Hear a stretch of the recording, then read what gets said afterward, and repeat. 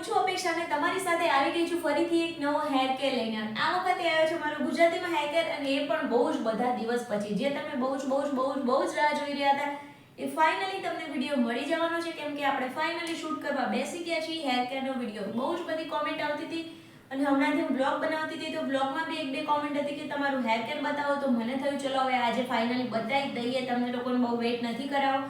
તો ચલો ત્યારે આપણે આપણું હેર કેર, હું તમને થોડી ટિપ્સ આપવાની છું કે આવા હેર કેર કેવી રીતે કરી શકાય આટલા લોંગ સરસ સિલ્કી એવા.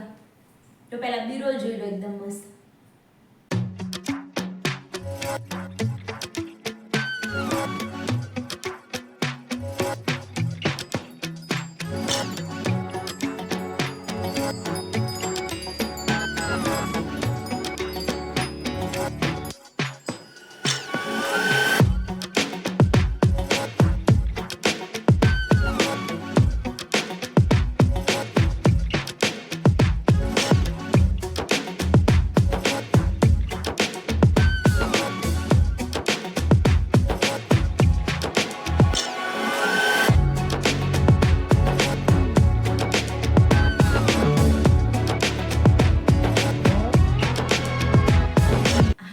સૌથી પહેલા આપણે ચાલુ કરી હેર કેર. જો તમે મારા હેર બી જોઈ શકતા હશો કે થોડા નીચેથી ખરાબ થઈ ગયા છે. એનું કારણ શું છે ખબર છે? હમણાં પ્રસંગ ગયો મારા ઘરે, તમે વિડીયો જોયા હશે મારા દિયરના મેરેજ ને એવું બધું. એટલે આપણે કેવું હેરસ્ટાઈલ એવું કરાવતા હોય એટલે પેલું હીટિંગ વાળી પ્રોડક્ટ લાવી પેલું કેવું કર્લ કરાવીએ ને સ્ટ્રેટ કરાવીને હેરસ્ટાઈલ એટલે જે તે બધું અડાવતા હોય એના લીધે તમારા હેર બહુ જ ખરાબ થઈ જતા હોય છે.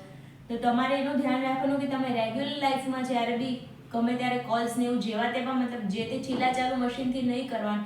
આ તમે કરી શકો પણ આમ થોડુંક પ્રોપર બ્રાન્ડેડ કેવું હોય ને કે આ હીટિંગ તમને એવું અંદર એને લખેલું બી હોય છે અમુક પ્રોડક્ટમાં કે તમે આનાથી તમારા હેરને કોઈ નુકસાન નહીં થાય તેમ. તો એવું કઈ વસ્તુ યુઝ કરી શકો અને જો યુઝ કરવાનું થાય ને તો એની સીરમ આવે છે, પહેલાં સીરમ એપ્લાય કરીને પછી તમે કરી શકો. તો એક મેઇન વસ્તુનું ધ્યાન રાખવાનું છે કે તમારે હીટિંગવાળી પ્રોડક્ટ નથી યુઝ કરવાની. બીજી વસ્તુ કે જ્યારે બી ફ્રી બેઠો હોય ને જ્યારે તમને યાદ આવે ને ત્યારે તમારે આ કર્યા કરવાનું. આને શું કહેવાય? બાલ્ય, એક ટાઈપનું વાળના યોગા જ છે, બાલ્યમ યોગા અને વાળના યોગા કહેવાય. અંગૂઠો નથી લેવાનો ને તો પાછી મૂછો આવી જશે એટલે ભૂલી ના જતા. અંગૂઠો નહીં લેવાનો, ખાલી 4 ફિંગર. અત્યારે મારો વિડીયો જોતા ચાલુ કરી દો. પહેલા તો આમ કરવાનું. જ્યાં સુધી વિડીયો જોવો ને ત્યાં સુધી તો જેટલી મિનિટનો વિડીયો હશે ને એટલું તમારું એટલી થઈ બી જશે. અને મેઇન વસ્તુ કે તમારે છે ને વીકમાં 2 વાર હેરને વોશ કરવાના. 2 થી 3 દિવસ થાય ને એટલે હેર વોશ કરી નાખવાના. જો તમે હેર ઓઇલ બી કદાચ નહીં કરતા હોય ને તો બી તમે રેગ્યુલરલી તમારા હેરને વોશ કરતા રહેશો ને તો તમારા હેર મસ્ત ગ્રોથ, સિલ્કી, સ્મૂથ, શાઇની રહેશે. અને જે બહુ જ બધા હેરફોલ તમે આમ કરો ને હેરફોલ જે થતા હોય ને એ હેરફોલ બંધ થઈ જશે. એનું મેઇન કારણ શું છે ખબર છે? બહાર બહુ જ બધી ડસ્ટ ઉડતી હોય અને એ તમારા વાળની અંદર જમા થાય અને એ પછી કેવું તમે વોશ ના કરો ને તો તમે ઓળ્યા કરો અને હાથ લગાવો એટલે એ અંદર જાય એટલે ત્યાંથી તમારા વાળને તોડી જ નાખે જે ડસ્ટ હોય ને. એટલે જો 2-3 દિવસ થાય ને તમે હેર વોશ કરી નાખ્યો હોય તો ડસ્ટ તમારી નીકળી જાય. તો સૌથી મેઇન જે ડસ્ટ હોય ને એને નીકાળવા માટે જ આપણે હેર વોશ કરવા જોઈએ, જેથી તમારે ડસ્ટ અંદર ના જાય.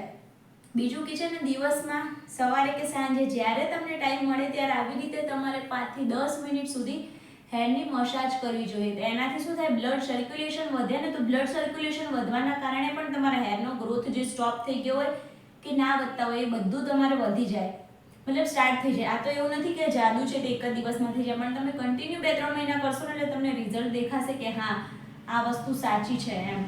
અને હું કયું શેમ્પુ યુઝ કરું છું કે તે યુઝ કરું છું એ બધું જે છે મેં ડિસ્ક્રિપ્શનમાં લિંક બધી નાખું છું, તમે ત્યાંથી બાય કરી શકો છો કે હું આ શેમ્પુ, આ કન્ડિશનર યુઝ કરું છું એમ.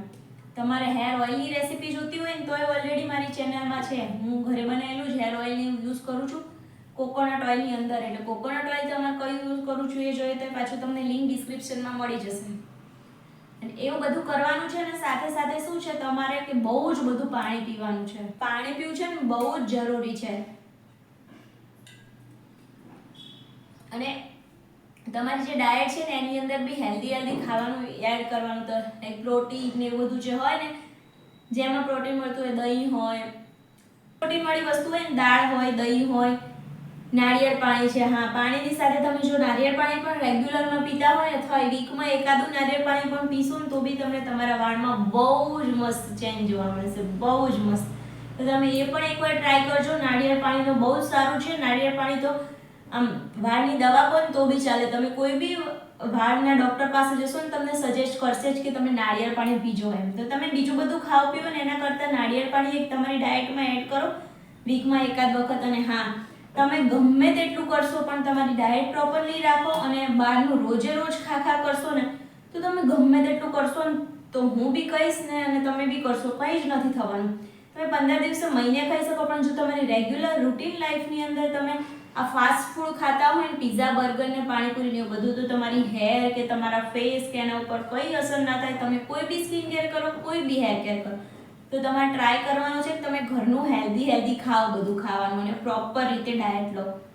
હેર વોશ કરો ને ત્યારે એને આગળના રાત્રે અથવા સવારમાં તમારે હેર ઓઇલ કરવાનું, 1-2 કલાક રાખવાનું, મસ્ત મસાજ કરવાની ને એના પછી હેરને વોશ કરવાના. ડાયરેક્ટ ડ્રાય હેર બી વોશ ક્યારેય નહીં કરવાના. અને કદાચ હેર ઓઇલ ના કરવું હોય ને તો તમે કોઈ બી હેર માસ્ક એપ્લાય કરી શકો છો યા પછી હેર ટોનિક કે કંઈ બી એપ્લાય કરી શકો છો. એ બધી રેસીપી કે વિડીયો જોઈએ ને તો ઓલરેડી ચેનલમાં ઢગલો પડ્યા છે હેર કેરના વિડીયો. અને કંઈક નવું જોઈએ તો કોમેન્ટ કરજો, હું તમારા માટે જ બેઠી છું, ફટાફટથી તમને આપી દઈશ વિડીયો. હવે કેવું છે કે ફંક્શન ને એવું બધું પતી ગયું છે ને ધીમે ધીમે મારી તબિયત બી સારી થતી જાય છે ને હું આમ ટ્રાય કરું છું કે આમ સ્ટ્રોંગ બનીને ફર્યા કરું એમ. જે થયું છે એનો સ્વીકાર કરીને તમને બધા જાણો છો જે થયું છે. એટલે હવે ધીમે ધીમે મારી લાઈફમાં હું આગળ વધું છું, કેમ કે બધું સ્ટોપ થઈ ગયું છે. એ બધું બ્રાન્ડના બી કામ પડ્યા રહ્યા છે તો એ બધા બી કરવા પડશે.